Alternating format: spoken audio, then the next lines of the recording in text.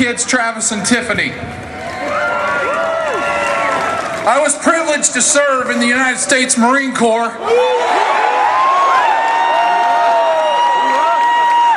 And I'm proud to be an American today.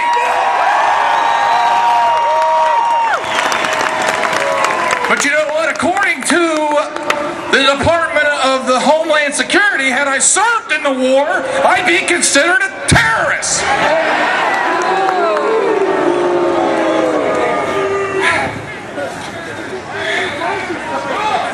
Impeachment! How many terrorists do we have out there today?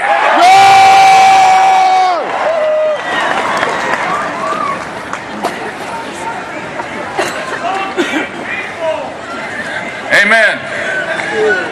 Let me read you this quick letter I received. I received this email the other day. Please be aware that for supporting this ridiculous event, I will never use your company again.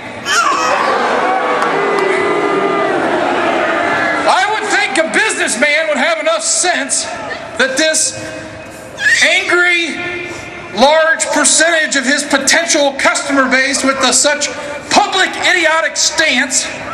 Are you aware that the recent Gallup poll showed that 71% had a great deal, fair amount of confidence in the president to fix this economy?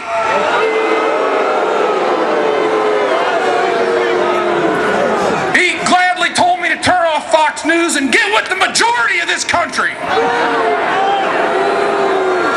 He said these childish tactics like this will not solve anything. Signed, a former customer.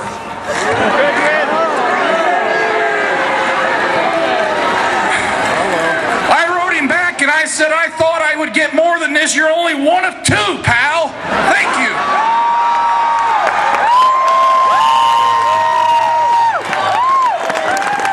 Now, like many of us here, I want to admit I'm guilty. I'm guilty of standing on the sidelines and letting stuff get passed through Congress. I'm guilty. How about you?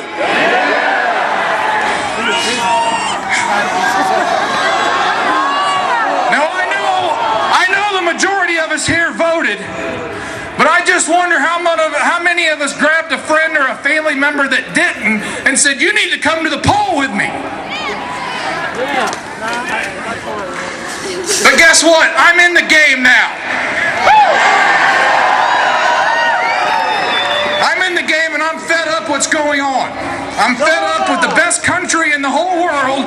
What's going on today? I love these signs. We're not going to take it anymore.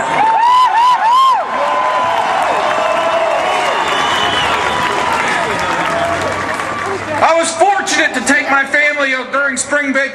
We went to Gatlinburg and we ate at a great restaurant called the Bullfish. If you ever go, you got to eat there. But our server, on a scale of 1 to 10, this server was a 20. She was awesome. Her name was Nicoletta. I had to ask her, where are you from? She said, Romania. I said, was it hard to come to America? She said, yes, it was very hard. I had to save a lot of money. I had to jump through the hoops to come to America. And I said, well, what made you come to America? She said, America is easy. I didn't understand it. I said, what do you mean by that? She said, it's easy to succeed in America. I thought to myself, do you want to tell America about this? Because they don't know. Maybe we should share the news. What does he say? So, she said it's easy to succeed in America. She was grateful to be here. You know, she was probably around 30 years of age. I just read that 33% of Americans under 30 thought we'd be better off in America if we were socialists.